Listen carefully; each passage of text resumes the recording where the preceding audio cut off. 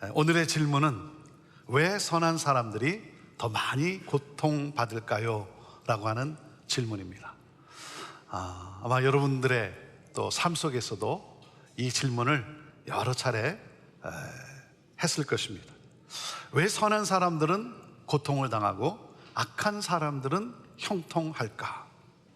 저 사람이 나보다 그렇게 착한 사람도 아닌데, 그리고 솔직히 말해서 내가 저 사람보다 더 착한 사람 아닌가? 나는 선한 사람이고, 그리고 항상 옳은 일을 하려고 애쓰는데 왜 내 삶은 이렇게 힘들까? 우리가 고통을 당할 때 갖는 질문이죠. 선한 사람은 큰 복을 받아야 되는 것이 당연한 것 아닌가? 선한 사람은 많은 복을 받아야 되는데 선하다는 이유로 오히려 불이익을 당하고 고통당하는 경우가 얼마나 많은가? 그래서 하나님은 정말 공평하신 분이신가? 정말 하나님이 계신가? 하나님이 없는 것 아닌가? 그래서 의심에 빠져서 믿음을 떠나는 사람들이 있어요. 헤롤드 쿠시너라고 하는 유대인 랍비가 1981년에 쓴 세계적으로 유명한 책이 있습니다. 40년이 넘게 지난 지금도 스테디셀러로 영향력을 주고 있습니다. When bad things happens to good people 이라는 책이에요. When bad things happens to good people. 뉴욕 타임즈는 이 책을 인류의 영혼을 빛내준 책이라고 극찬을 했습니다. 나쁜 일이 선한 사람에게 일어날 때 어떻게 그 과정을 잘 견디며 나아갈 수 있는지 합리적 생각으로 풀어낸 책입니다. 헤롤드 쿠시너는 소아과 의사로부터 당시 3살이던 아들이 선천성 이상 조로증에 걸렸다는 소식을 듣고 혼란에 빠집니다. 아이가 자라기도 전에 늙어서 일찍 죽는다는 것입니다. 이 아들은 10살이 되면서 60대 노인의 몸이 되고 13살이 되면서 호흡도 힘겨워합니다. 그리고는 14살 생일 이틀 후 체중 25파운드의 작은 몸으로 엄마 품에 안겨 세상을 떠납니다. 헤롤드 쿠시너는 랍비로서 하나님의 종으로 살기로 결심하고 선하게 살려는 내가 왜 이런 고통을 겪어야 하는지 이해할 수가 없었어요. 분노와 배신감 그리고 혼란이 밀려들었습니다. 왜 선한 사람에게 나쁜 일이 일어날까? 선한 사람에게 나쁜 일이 일어날 때 어떻게 해야 하는가? 그래서 그는 오래도록 그를 괴롭혀온 이 질문에 스스로 답을 찾기 위해 이 책을 쓰게 됩니다. 그리고 자기와 같은 형편에 있는 사람들에게 도움을 주고자 이 책을 쓰게 된 것이죠. 저는 이 책을 통해서 왜 선한 사람에게 나쁜 일이 일어나는가에 대한 속 시원한 답을 얻지는 못했습니다. 아마 그 누구도 속 시원한 답을 얻을 수 없다고 생각을 합니다. 그리고 이 책에 그의 신정론에 대한 그 하나님에 대한 그의 철학 또 그의 생각에 대해서 제가 다 동의할 수는 없지만 그럼에도 어떻게 성숙한 신앙을 계속 견지해 나갈 수 있는지에 대한 통찰을 얻게 되었습니다. 이 헤롤드 쿠시너는 고통 속에서도 하나님의 존재에 대해서 의심하지 않았어요. 하나님을 잃지 않았어요. 그리고 그는 하나님에 대한 분노로 신앙으로부터 떠나고자 하는 사람들에게 하나님께서 우리에게 고난을 이길 힘을 분명히 주셨다는 그 믿음의 고백을 합니다. 그는 합리적 생각으로 이 책을 풀어간 가운데 그는 하나님을 신뢰하라고 하는 이 하나님에 대한 이 신뢰를 나타내 보여주고 있습니다. 저는 오늘 이 말씀을 여러분과 전하면서 제가 먼저 결론을 말씀드리고 싶어요. 사랑하는 여러분, 아무리 힘든 상황이라도 고통은 우리의 믿음을 포기할 이유가 되지 않습니다. 여러분, 고통의 문제로 하나님을 믿는 신앙을 포기하지 마십시오. 하나님의 주권을 믿으십시오. 내가 다 이해하지 못하지만 어떻게 하나님을 다 이해할 수 있겠습니까? 내가 다 이해하지 못하지만 분명한 것은 하나님은 선하신 하나님이세요. 그리고 하나님은 오늘도 여러분의 삶에 역사하고 계세요. 고통 중에 있는 여러분을 건져내 주시고 회복시켜 주십니다. 그래서 하나님을 향한 이 믿음을 잃지 않기를 바랍니다. 저는 오늘 여러분들이 그럼에도 나는 하나님을 신뢰합니다 라는 고백과 함께 그 하나님을 찬양하며 이 문을 열고 세상을 향해 나가는 여러분 모두가 되기를 저는 기도합니다. 그럼에도 나는 하나님을 신뢰합니다. 오늘 본문인 이 하박국서는 하박국 선지자의 질문으로 시작이 됩니다. 하나님, 악인들이 떵떵거리며 잘 먹고 잘 사는 현실에 대해서 하나님은 왜 이런 세상을 그냥 보고만 계십니까? 아니, 어떻게 악인들이 의인들을 조롱하고 짓밟고 형통을 누릴 수 있단 말입니까? 폭력이 난무하고 공의가 사라지고 의인들이 핍박을 당하고 하나님은 이러한 상황을 알기나 하시는 겁니까? 아신다면 왜 침묵하십니까? 하나님은 정의의 하나님이십니까? 하나님이 정말 나를 사랑하신다면 내가 왜 이런 고통을 겪어야 합니까? 하나님은 그냥 보고만 계실 겁니까? 왜 악인은 형통하고 선한 나는 악인보다 더 큰 고통을 받아야 합니까? 이 질문에 하나님은, 성경은 뭐라고 말씀하고 있습니까? 우리가 깨닫는 첫 번째 메시지는 이겁니다. 선한 사람은 하나도 없다는 것입니다. 선한 사람은 하나도 없다. 로마서 3장 23절에 이렇게 말씀을 해요. 모든 사람이 죄를 범하였음에 하나님의 영광에 이르지 못하더니. 모든 사람이 죄를 범했습니다. 파스칼이라는 분이 이런 말을 했습니다. 나는 세 가지의 단어를 믿지 않는다. 의인, 위인, 성인.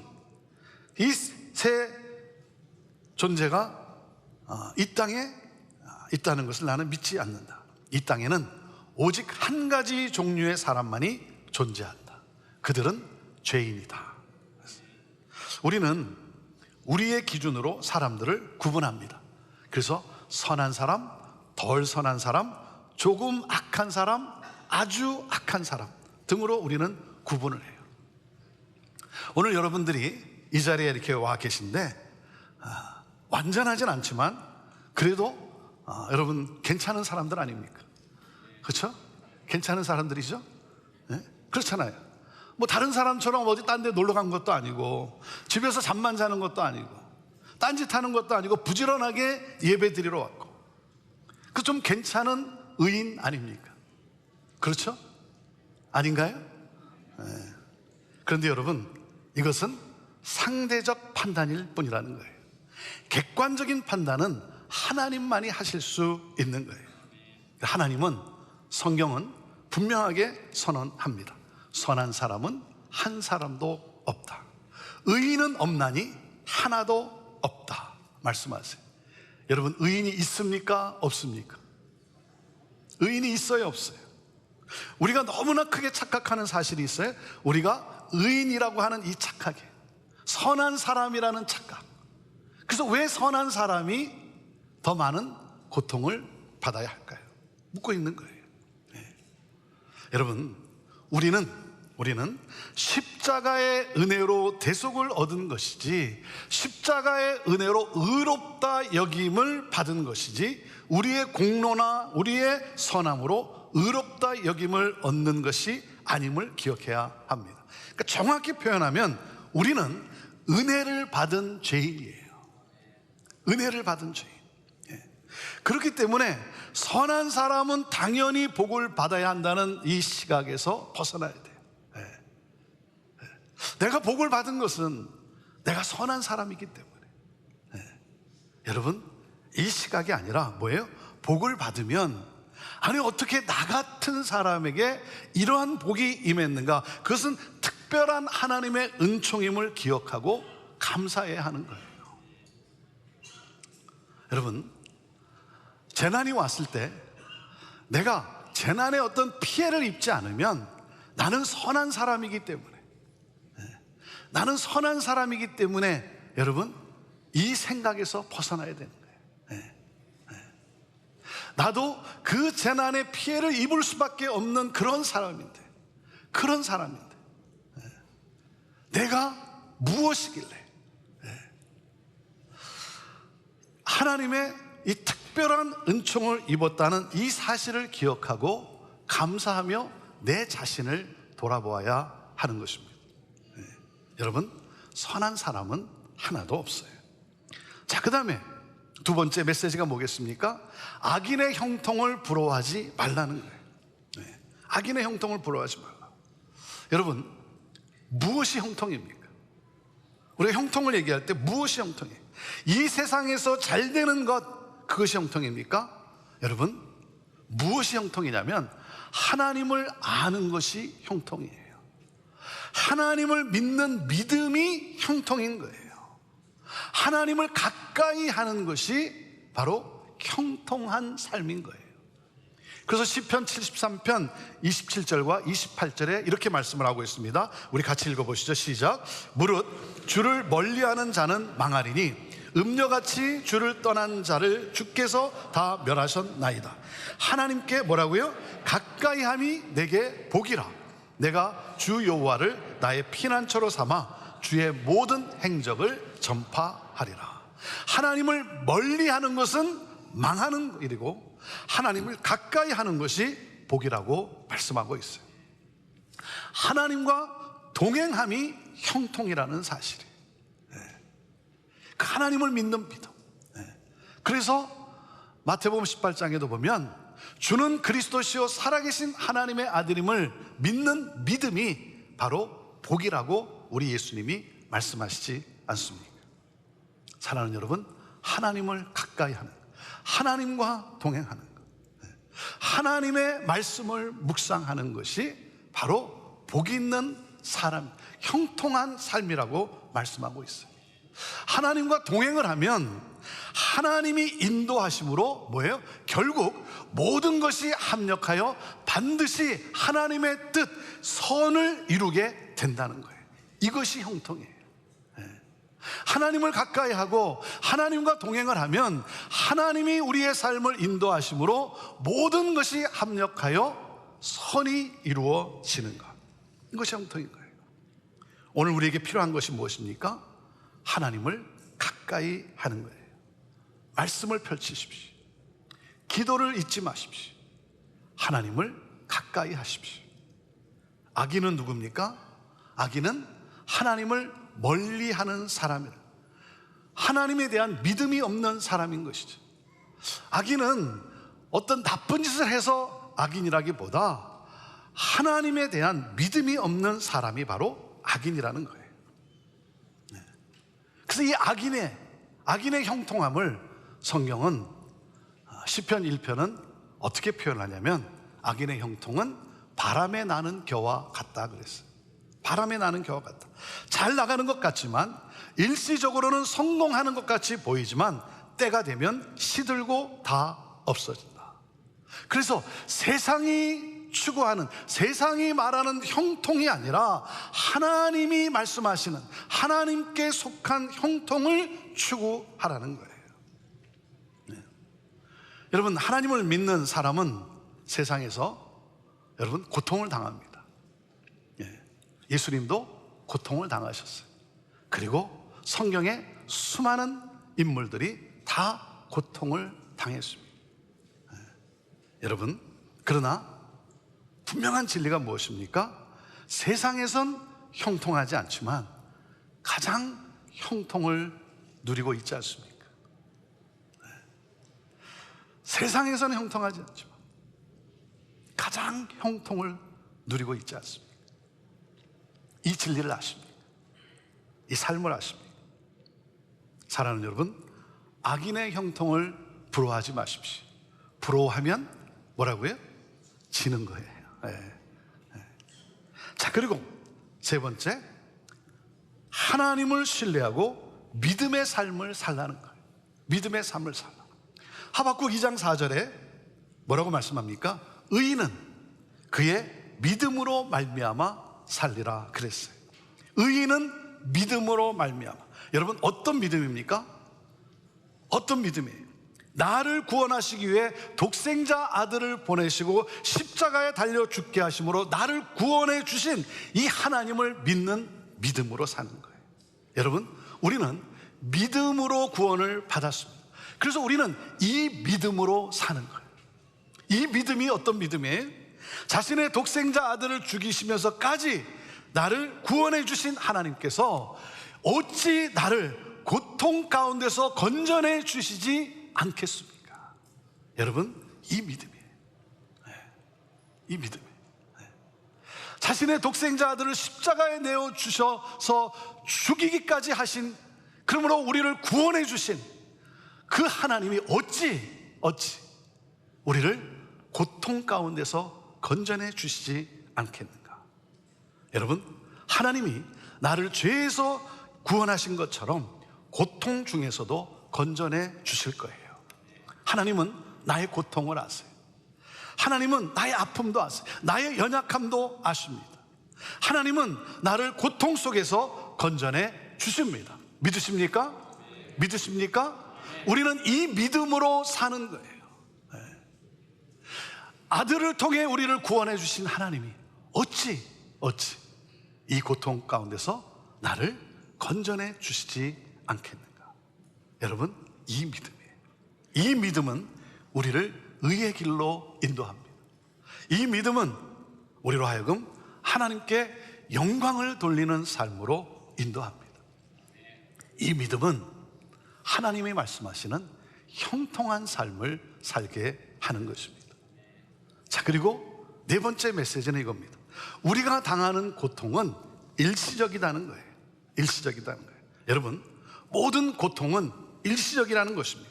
우리가 겪는 질병, 고통, 상처, 재난은 일시적이, 죽음마저도 잠시일 뿐이라는 거예요. 그것은 잠깐 있다가 사라질 것이라는 거예요.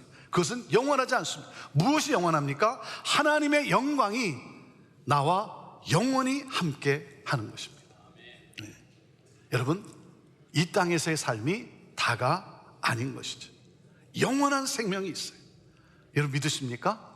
그래서 로마서 8장 18절에 이렇게 고백을 하는 거예요. 생각하건대 현재의 고난은 장차 우리에게 나타날 영광과 비교할 수 없도다. 이 고백을 하는 거예요. 네. 여러분, 하나님을 신뢰하십시오. 하나님께 소망을 두십시오. 하나님은 당신의 영원한 영광으로 우리를 인도하십니다. 그리고 영원토록 우리를 기쁨을 누리게 하실 거예요. 그래서 하박국 선지자가 이렇게 고백을 하는 거예요. 나는 하나님을 기뻐하겠다. 기뻐하기로 결심합니다. 하박국서는 3장으로 되어 있어요. 질문으로 시작한 하박국의 그 불평의 질문으로 시작을 했는데 하박국은 그 하나님을 깨닫게 됩니다. 그리고는 그가 3장에서 그가 이렇게 고백을 하는 거예요. 나는 하나님을 기뻐하겠다. 기뻐하기로 결심을 해요. 그래서 5째, 오직 구원의 하나님으로 인해 기뻐하라는 거예요. 구원의 하나님으로 인하여 기뻐하라. 자, 하박국 3장 17절 18절 말씀을 우리 같이 읽습니다. 시작. 비록 무화과 나무가 무성치 못하며 포도나무에 열매가 없으며 감람나무에 소출이 없으며 밭에 식물이 없으며 우리의 양이 없으며 외양간에 소가 없을지라도 나는 여호와를 인하여 즐거워하며 나의 구원의 하나님을 인하여 기뻐하리로다. 내가 다 이뤄도, 사업에 실패하고 직장을 잃어버리고 몸도 병들고 은행에 잔고가 없고 그런 날이 와도 나는 그것으로 인해서 좌절하지 않겠습니다. 나는 그런 상황에 놓여도 낙심하지 않겠습니다. 말할 수 없는 고통이 찾아오더라도 오히려 하나님을 나는 크게 기뻐하겠습니다. 나는 구원의 하나님, 회복의 하나님을 온 힘을 다해 기쁨으로 찬양하겠습니다. 하박국 선지자는 고통 속에서 오히려 하나님에 대한 믿음을 잃지 않겠다는 결단을 노래합니다. 어떤 일이 있든지 하나님을 향한 이 믿음을 잃지 않으리라는 결단을 내립니다. 사랑하는 여러분, 이 하박국 선지자의 고백이 오늘 저와 여러분의 고백이 되기를 바랍니다. 네. 오늘 아침에도 교회를 향해 출발하기 전에 한 성도님으로부터 문자를 받았어요. 목사님, 주일 아침에 이런 메시지를 보내 너무나 죄송합니다. 주일 아침에 메시지를 보냈어요.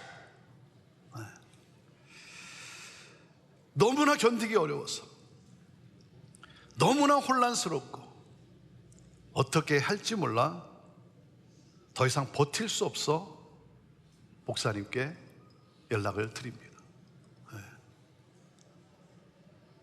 주일 설교를 준비하고 그리고 말씀을 전할 저에게 여러분 주일 아침에 메시지를 보낼 정도로 얼마나 힘들고 얼마나 고통스러워요. 제가 그분의 심정을 다 느끼고 체험할 수는 없지만 그냥 그 메시지 자체로 너무나 안타까운 거예요. 너무나 안타까운 거예요. 왜 내게 이런 일이 일어나는지. 하박국 선지자는 하나님께 질문을 쏟아냅니다. 하나님, 왜 이런 어려움과 고통을 허락하십니까? 하나님은 어디에 계십니까? 하나님 정말 나와 함께하고 계십니까? 하나님이 계신다면 내게 어찌 이럴 수가 있습니까?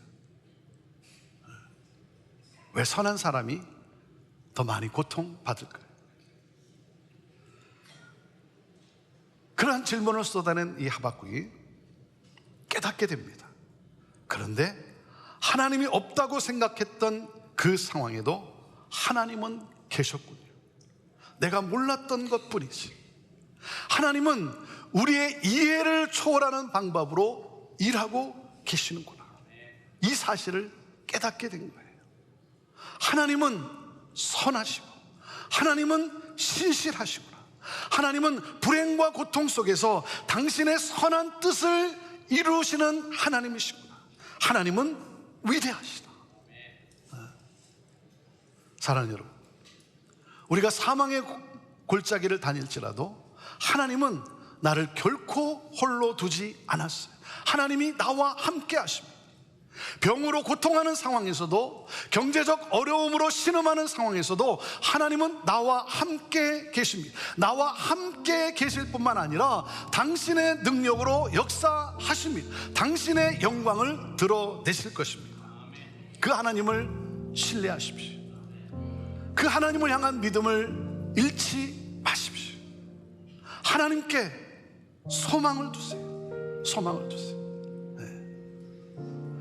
나를 아들을 통해, 아들을 십자가에 내어주기까지 나를 구원하신 그 하나님, 그 하나님이 나를 내가 겪는 이 고통에서 반드시 건져 주실 것이다. 나를 회복해 하실 것이다. 사랑하는 여러분, 이 깨달음과 이 믿음의 고백이 있을 때, 그때 우리는 하나님께 가진 이 질문이 변해서 하나님을 찬양하게 됩니다. 나는 구원의 하나님으로 인해 기뻐하리로다. 하나님의 사람은 바로 이 믿음으로 사는 것입니다.